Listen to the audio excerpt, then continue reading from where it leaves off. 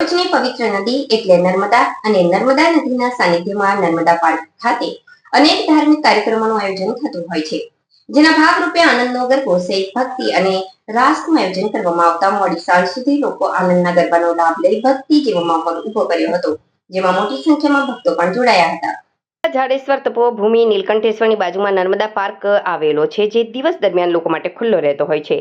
પરંતુ નર્મદા પાર્કમાં ધાર્મિક કાર્યક્રમો અને તહેવારોની પણ અનોખી ઉજવણી કરવામાં આવતી હોય છે, જેના ભાગરૂપે વાણી માર્ટિન પટેલ દ્વારા આનંદનો ગરબા તેમજ ભક્તિ અને રાસનું આયોજન કરાયું હતું, જેમાં આનંદ ગરબા મંડળ માતાની ટીમ સાથે નર્મદા પાર્કમાં ભવ્ય આનંદનો ગરબો સાથે ભક્તિ જેવા માહોલમાં અનેક દેવી દેવતાઓના બીજ ધારણ કરી લોકોએ આનંદના ગરબાની મજા માણી હતી. આરતી, મહાઆરતી સહિત ધાર્મિક કાર્યક્રમોના આયોજન કરવામાં આવતા નર્મદા પાર્ક ધાર્મિકમય બની ગયો હતો.